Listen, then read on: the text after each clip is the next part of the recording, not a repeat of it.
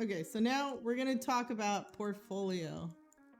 And I'm gonna keep going fast.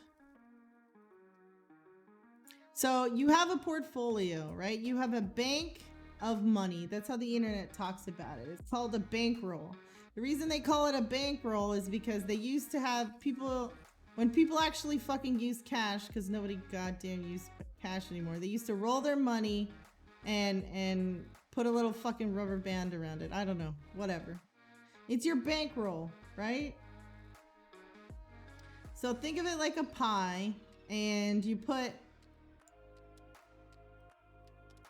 take a little bit of it and you put one position in something, right? Like I put only 80,000 of my total bankroll into Tesla, right? I have multiple positions, and I had EMN, which I need to redo something with. Okay? That's how you protect yourself for what the internet calls risk of ruin, and instead what academia calls portfolio management, or they call it drawdown risk. But the problem is, if you bet the whole thing, like instead, let's say you managed your portfolio where you put the whole thing on fucking Tesla, right?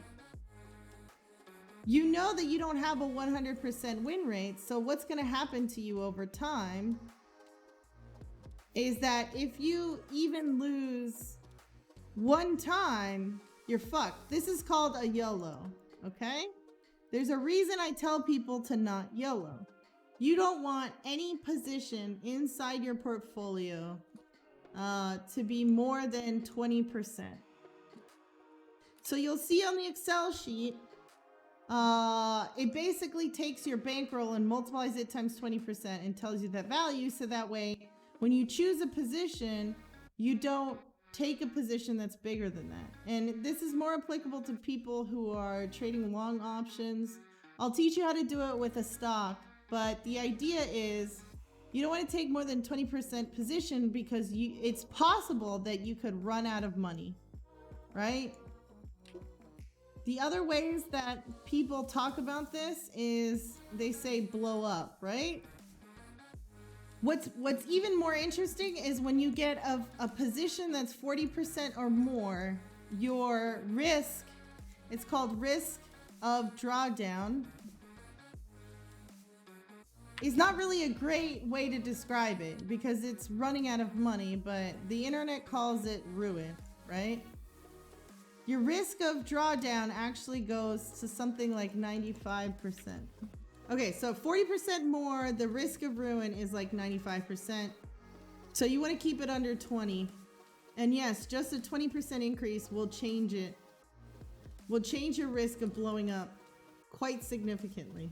Okay, so that's position sizing in a very simplistic fashion, right? So let's say you've got $10,000 that you're trading with, 20% position is 2,000. So what you put at risk, remember the risk word is this number. Okay, so that's an example. And so when you fuck around with your trading strategy, you've got to fuck around with both of these. That's what makes making yourself profitable a little bit complicated, because you know, what are all the phrases that you guys hear? Don't hold your losers, cut them.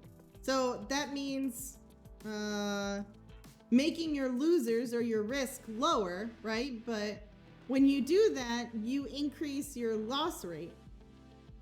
Well, then they tell you to increase your winners, or let your winners run. Well, that's increasing your reward, but by doing that, you're lowering your win rate. So it's really the interplay of the two. If it goes lower, I'm going to add more. Okay, well that's bad, right?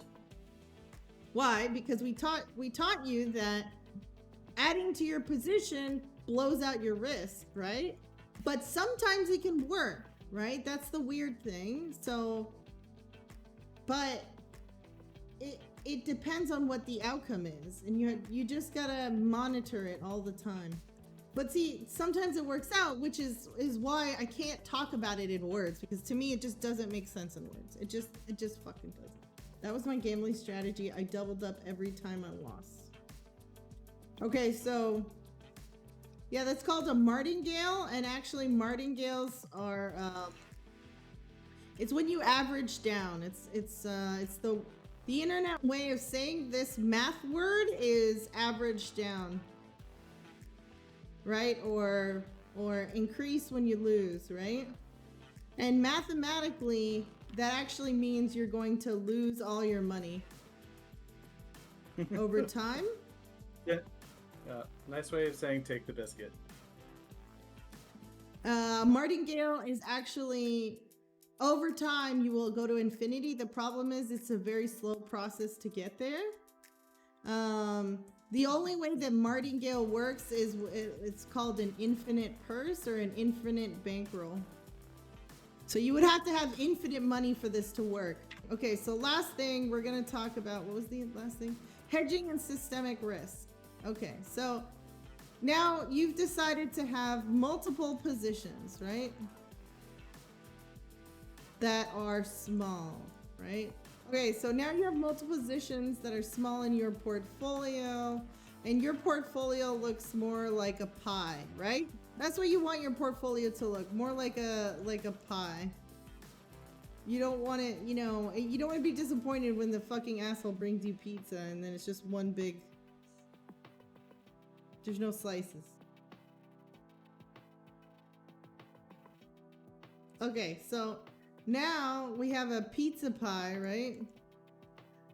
There's a problem though, it's called systemic risk. When you trade too much of the same thing, but you don't really know it. So you could have, if you have a 20% position, so that's 5 positions, right? So 1, 2, 3, 4, 5. Okay, so let's say you have Tesla, you have ATVI, right? Take 2. Let's say you had GM and then you had Race, which is Ferrari, right?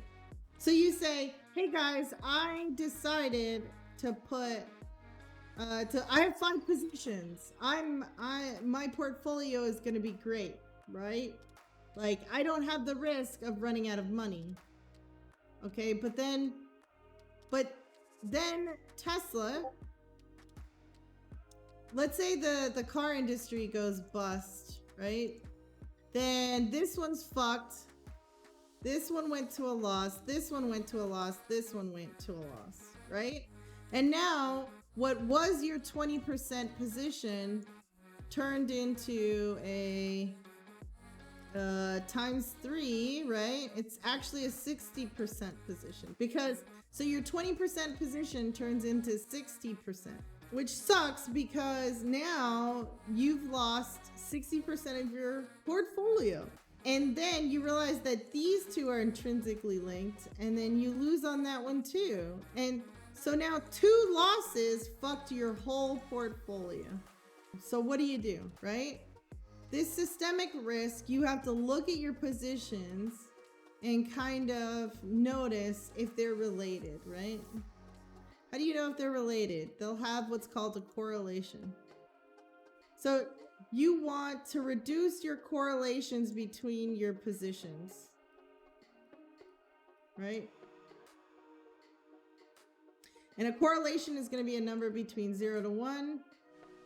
So the way that you can see it on here is you go to pairs trader.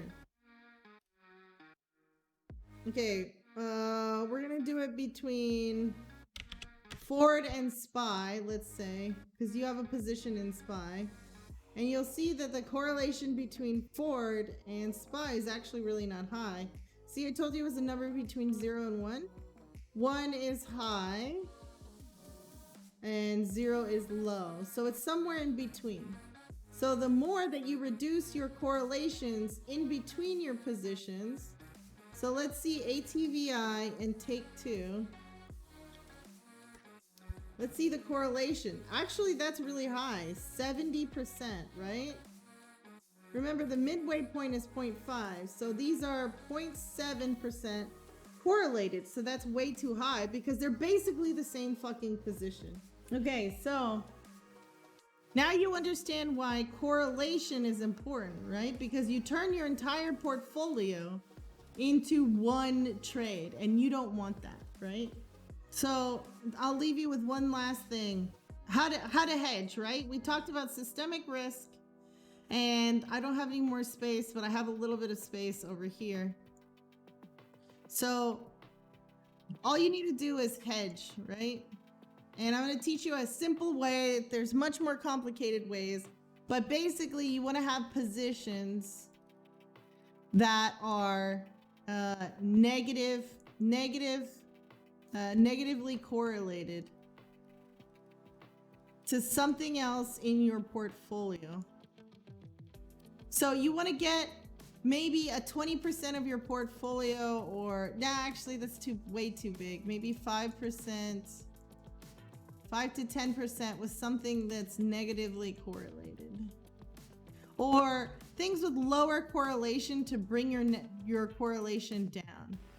That also works well. Negatively or low correlation. So, any questions?